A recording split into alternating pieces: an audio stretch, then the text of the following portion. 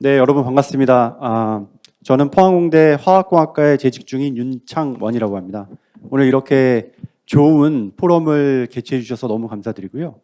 또 아시아경제와 그다음에 스탠포드 같이 연계해서 개최해 주셨고 더욱더 의미 있는 어떤 포럼이 되는 것 같습니다.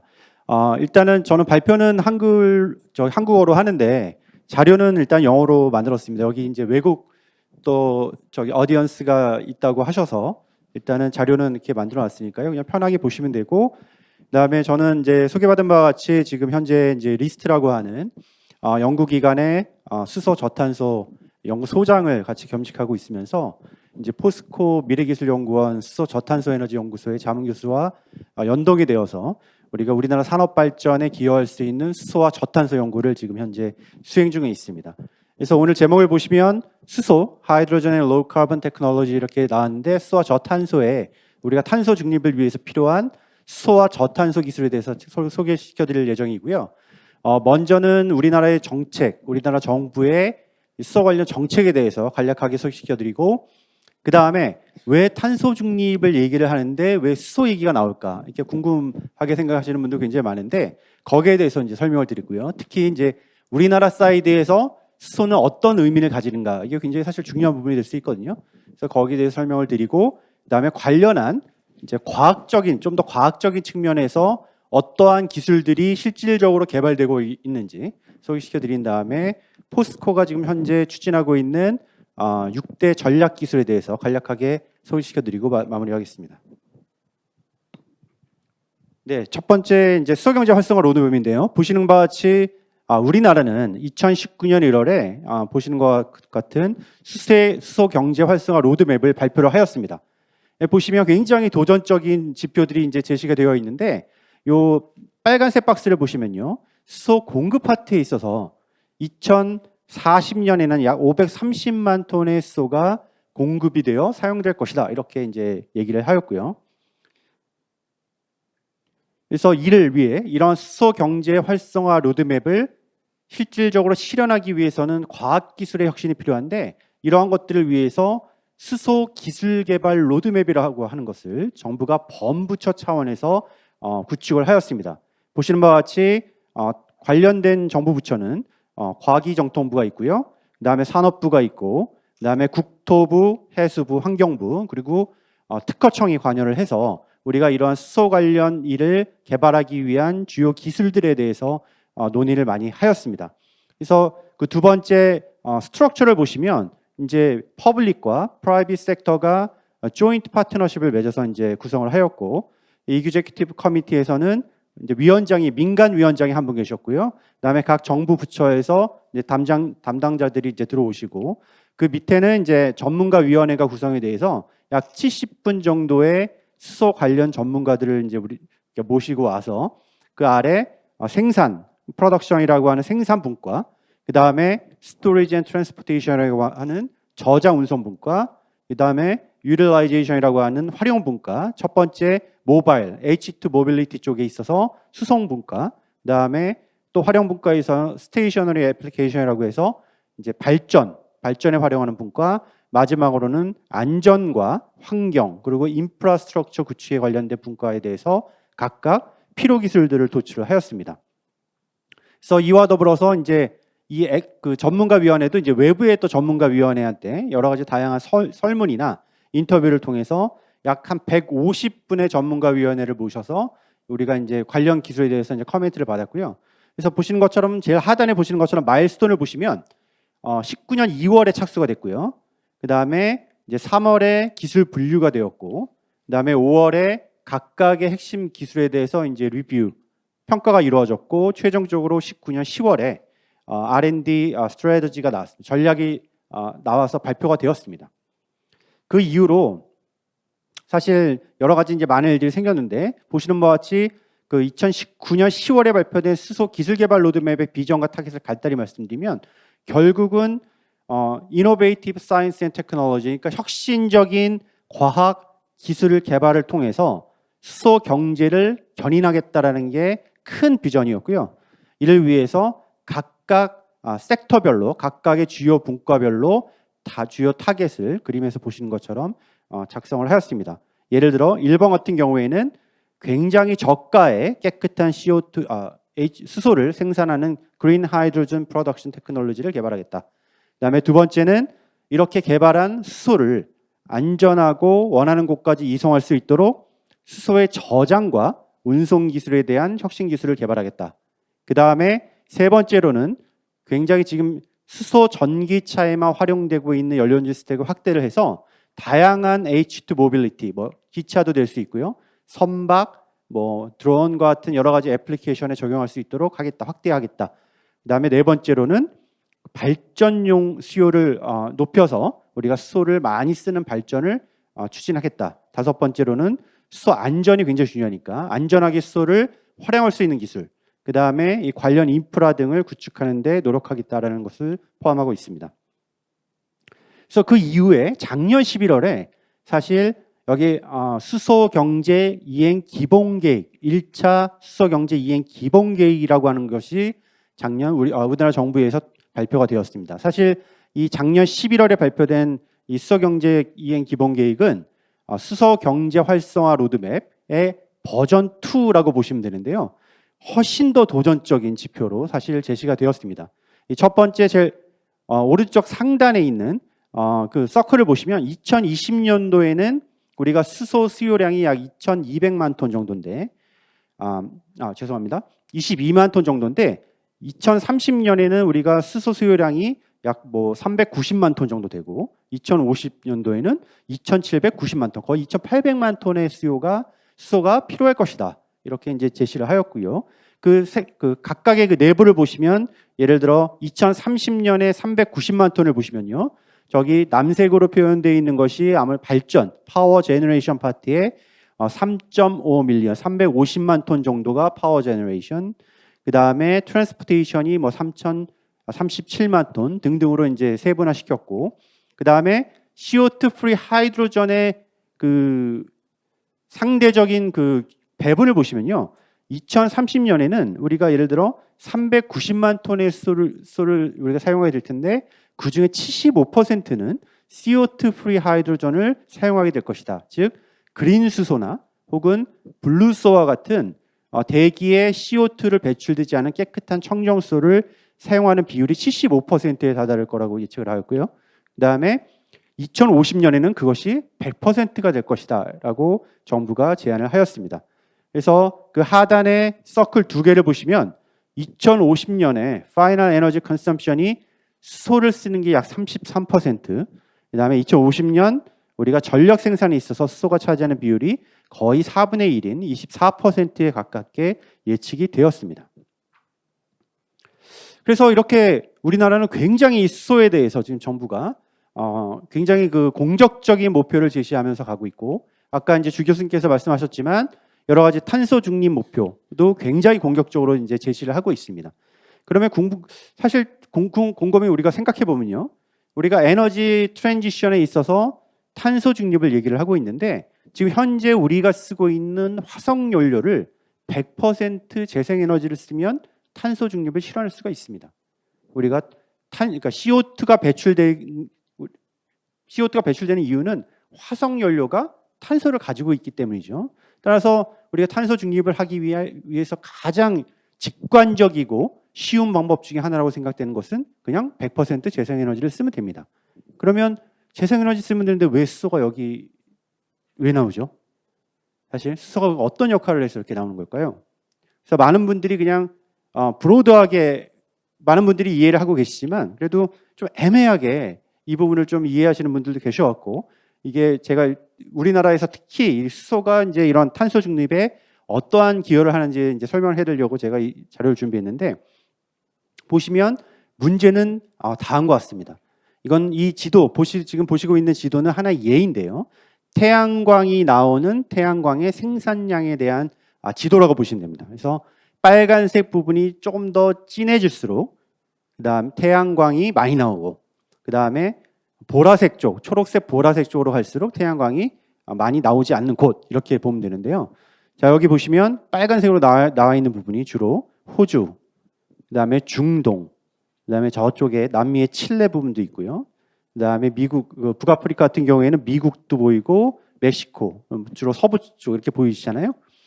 자, 근데 우리나라 보시면 주로 노란색입니다. 노란색. 우리나라 옆에 있는 일본은 초록색.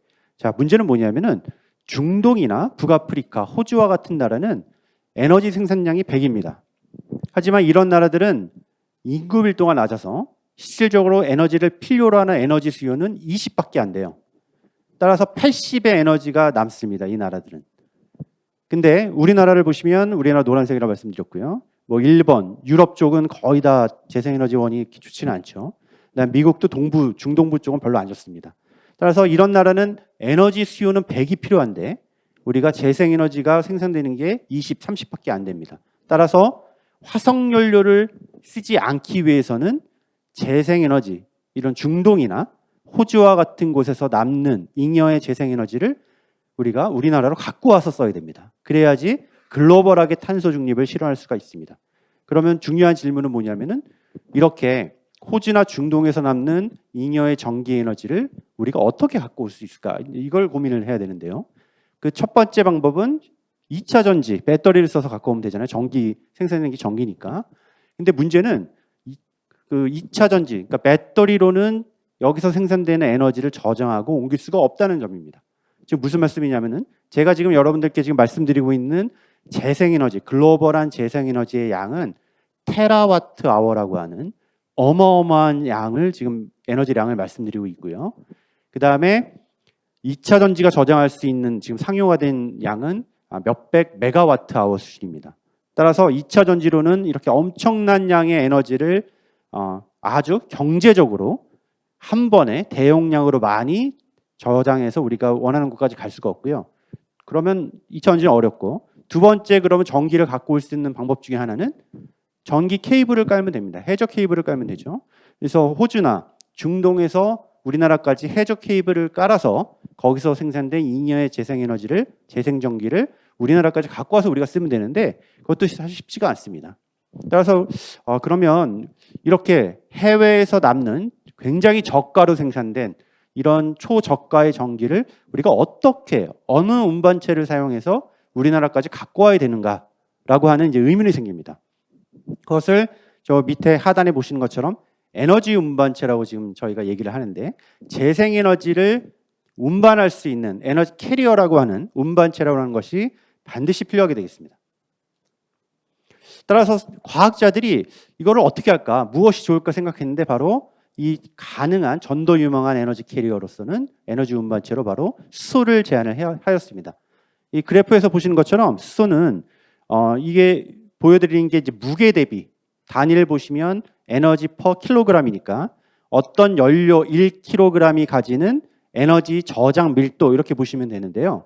보시면 수소 같은 경우에는 지금 현재 가운데 있는 가솔린이나 디젤이 가지는 단위 무게당 저장할 수 있는 에너지보다 약 3배 정도를 더 저장할 수가 있습니다. 동일한 무게.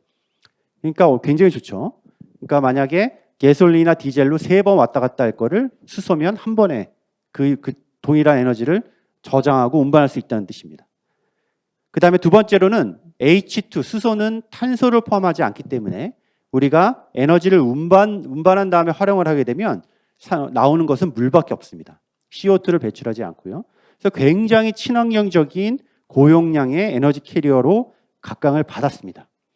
하지만 이제 어떠한 이슈가 있을 수 있냐면은 우리가 중동이나 호주와 같은 나라에서 생산된 재생에너지를 이용해서 그러면 그거를 그 잉여 에너지로 물을 분해해서 수소를 만들어서 에너지를 저장하고 그거를 우리나라까지 갖고 와야 되는데, 이 수소 기체를 이러한 지금 현재는 우리가 해외에서 에너지를 갖고 오는 방식이 여기 사진에서 보시는 것처럼 굉장히 큰 배를 이용해서 그다음에 거기에 뭐 원유나 뭐 LNG나 뭐 천연가스, 액화 천연가스나 이런 것들을 이런 배에 가득 싣고 장거리로 우리나라까지 갖고 오잖아요.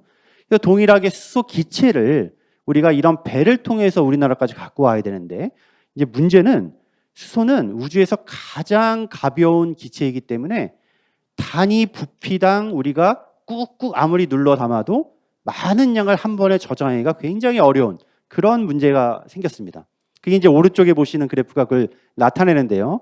단위를 보시면 뭐 앞에 거는 그냥 에너지라고 보시면 되고 에너지 퍼 리터예요. 그러니까 어떤 연료, 어떤 물질이 가지는 1리터당 얼마나 에너지를 저장할 수가 있는데 H2, 제일 왼쪽에 보시는 H2는 가장 가벼운 기체이기 때문에 단위 부피당 많은 양의 수소를 저장해서 갖고 올 수가 없습니다. 그것이 가장 큰 문제이고요.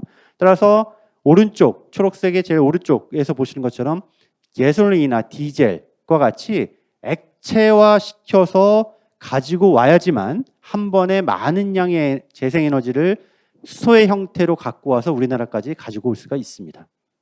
그래서 이게 가장 중요한 포인트가 되어 있습니다. 따라서 수소 기체로는 해외에서 남는 잉여의 재생 에너지를 가지고 올 수가 없고 이 수소 기체를 수소 액체로 만들든지 혹은 액상화해서 액체 형태로 만들어서 우리나라까지 갖고 오는 기술의 개발이 굉장히 중요합니다. 따라서 다음과 같이 될 텐데요. 이 해외, 중동, 뭐 칠레든 호주든 이런 곳에서 생산된 잉여의 재생 에너지는 여기 보시면 액상 수소 운반체라고 하는 리퀴드 하이드로젠 캐리어라고 하는 형태로 우리나라까지 갖고 와야지만 우리나라가 결국은 탄소 중립을 위해서 다양한 CO2 프리 에너지원을 활용할 수가 있습니다. 자, 그러면 질문은 어떠한 것들이 그런 역할을 할 수 있을까? 이제 여러분들이 궁금해하실 거예요. 그 첫 번째가 바로 그래, 그러면 수소 기체를 그냥 물리적으로 한 마이너스 253도까지 낮춰갖고 액체로 만들어 갖고 오자라는 게 바로 첫 번째 액화수소, 액체 수소 기술입니다. 그래서 액체 수소 기술은 우주의 영도, 우주에서 우리가 경험할 수 있는 가장 낮은 온도가 지금 현재 우리나라 과학에 따르면 0켈빈이라고 하는 절대 온도가 0도인데 우주가 마이너스 273도 정도 됩니다. 근데 그거보다 한 20도 정도 높은 마이너스 253도로 온도를 낮추면 수소 기체가 액체로 변합니다. 그래서 그 액체를 가지고 수소 액체로 만들면 수소 기체의 부피가 800분의 1로 줍니다. 그래서 수소 기체로 800번 옮길 거를 수소 액체로 만들면 한 번에 옮길 수 있는 거죠. 그래서 이렇게 액체로 만들어서 갖고 오자라는 게 그 첫 번째입니다. 그래서 이런 기술 개발이 지금 현재 진행되고 있고요. 여기 두 번째 보시면 한 1m, 1m, 1m의 액체 수소가 있으면 우리가 한 70kg의 수소를 저장할 수가 있습니다. 70kg의 수소라고 하면 수소 전기차가 한 번에 한 5kg 정도 충전한다고 보시면 한 14대분을 충전할 수 있는 아주 큰 양입니다. 그 다음에 하지만 이제 문제가 있는데요. 지금 현재 이 액체로 만드는 수소 기체를 이제 액체로 만드는 기술은 아주 대량으로 만드는 기술은 뭐 아직은 좀 더 연구 개발이 필요하고 그다음에 지금 현재 그 수소 기체를 액체로 만드는 기술은 로켓을 쏠 수 있는 나라들, 그러니까 뭐 미국이나 뭐 나사 같은 경우에는 많이 쓰죠. 그다음에 그런 선진국들 중심으로 주로 기술이 이제 특화되어 있고 산업적으로는 뭐 에어 리퀴드나 에어 프로덕트, 린데와 같은 글로벌 산업가스 회사들이 기술을 독점하고 있습니다. 그래서 이거는 이제 기술 장비가 어느 정도 높기 때문에 우리가 좀 따라가려면 좀 많은 노력과 뭐 투자가 필요한 그런 부분이라고 할 수 있고요. 그 다음에 이게 두 번째 이제 이슈가 될 수 있는 건 뭐냐면은 이 액체로 수소를 만들면 이 마이너스 253도로 아무리 우리가 그 단열을 잘했다고 해도 이게 너무 온도가 낮으니까 외부에서 계속 열이 들어가요. 그럼 이제 어떤 현상이 일어나냐면은 액체로 된 수소가 뽀글뽀글 이렇게 끓어오릅니다. 그걸 이제 그 제일 밑에 보면 BOG라고 하는 게 이제 boil off gas라고 하는 건데요. 그래서 그게 끌어올라서 그게 이제 빵 터지게 되는 이제 그런 일들이 벌어질 수가 있는데 이제 그걸 위해서 여러 가지 이제 안전 장치를 만들죠. 하지만 굉장히 많은 에너지를 들여서 이제 저 온도까지 들여서 낮췄는데 이제 굉장히 많은 에너지가 계속 요구되는 거예요. 그 액체 상태를 유지하기 위해서. 이제 그런 것들이 이제 하나의 큰 문제가 될 수 있고 그다음에 이 액체를 가지고 전 세계에 무역을 하기 위해서는 관련된 그 엄청난 양의 액체 수소를 우리가 원하는 곳까지 운송할 수 있는 액체 수소 선박을 만들어야 되고 현재까지는 지금 커머셜된 테크놀로지가 없고요. 지금 현재 일본이 개발 중에 있고 조금씩 그 다음에 관련한 항만 시설 등의 인프라를 전부 다 바꿔야 됩니다. 따라서 아마 굉장히 많은 초기에 대규모의 투자가 필요한 부분이라고 말씀드릴 수가 있습니다. 그래서 개념은 보시는 것처럼 왼쪽에 파란색으로 되어 있는 부분 이제 수소 생산처, 해외 수소 생산처에서 그린 수소나 블루 수소를 만들면 그 해외 생산처에서 이제 액화시켜서 이제 배로 갖고 와서 우리나라에서 활용하는 기술이다. 이렇게 보시면 되겠습니다. 그래서 이제 보시는 것처럼 이제 일본과 호주 간의 이런 액체 수소를 가지고 지금 현재 트랜스포트, 그러니까 운송하려고 하는 그런 그 프로젝트들이 이제 진행되고 있고요. 그래서 보시는 바와 같이 여러 가지 가와사키 중공업 등을 기반으로 일본이 이제 컨소시엄을 만들어서 이러한 것들을 호주와 함께 지금 검증하려고 하고 있습니다. 그래서 여기 사진에서 보시는 게 아까 말씀드렸던 일본에 개발 중인 프론티어라고 하는 2019년 12월에 가와사키 중공업이 실질적으로 이제 내놓은 방식인데 보시면 이제 현재 굉장히 조그맣습니다. 사실은 이게 120m짜리 정도, 150m 정도 되는 굉장히 조그만 선박이고요. 현재 그 안에 대용량의 액화수소를 저장할 수 있는 탱크 등은 현재 아직 개발 중에 있습니다. 그 다음에 두 번째 해외에서 수소를 갖고 오는 후보군 중에 하나가 바로 LOHC라고 하는 기술입니다. LOHC는 요 가운데 초록색 서클 보시면 리퀴드 올게닉 하이드로젠 캐리어라고 이제 나와 있는데요. 우리나라 말로는 액상 유기수소 운반체라고도 이제 가끔 얘기를 합니다. 이게 뭐냐면은 지금 여러분들 책상 앞에 있는 물과 같이 상온상압에서 그냥 이렇게 찰랑찰랑대는 물과 같은 유기 물질이에요.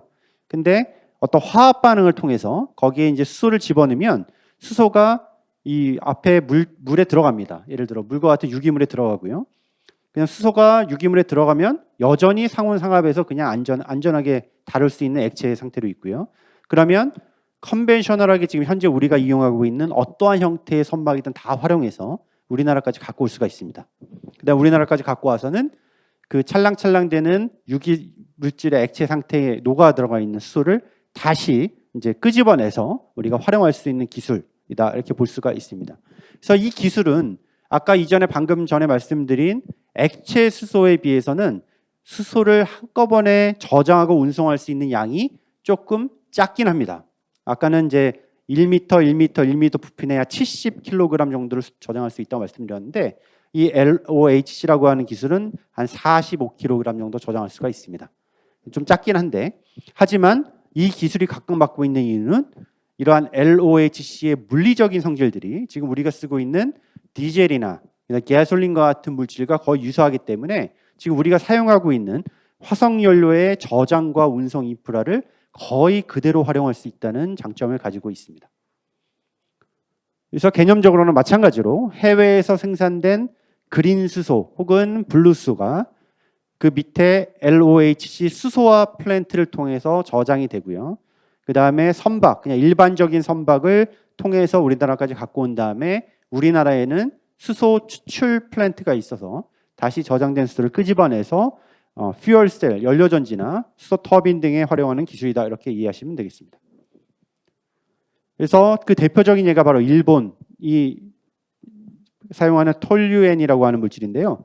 이 가운데 슬라이드에 이제 화합물이 이렇게 나와 있는데 이 석유화학 공정에서 나오는 화합물 중에 하나입니다. 톨류엔이라고 하는 화합물이고요. 그 톨류엔은 하나의 분자당 3분자의 수소를 화학적으로 녹여서 저장할 수가 있습니다. 그러면 이 오른쪽에 제가 빨간색으로 MCH라고 불리는 저런 화합물이 만들어진다 이렇게 말씀을 드렸는데요.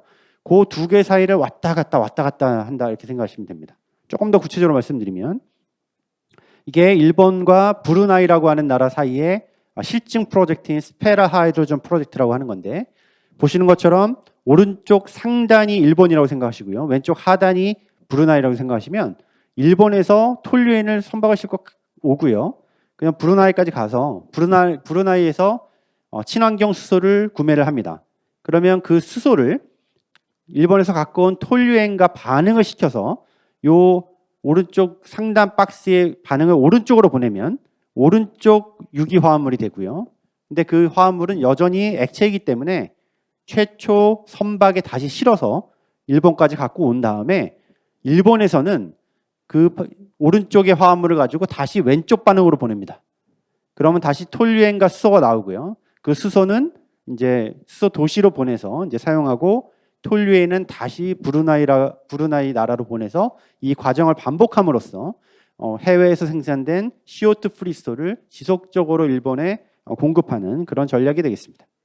그래서 여기 보시면 이렇게 이런 플랜트, 수소화 플랜트, 왼쪽이 수소화 플랜트, 오른쪽이 수소 추출 플랜트라고 보시면 되고, 이러한 것들을 통해서 세계 최초로 브루나이 생산된 수소를 약 4,000km 이상의 장거리 운송을 통해서 일본까지 운송하여 사용할 수 있다는 것을 세계 최초로 검증을 하였습니다.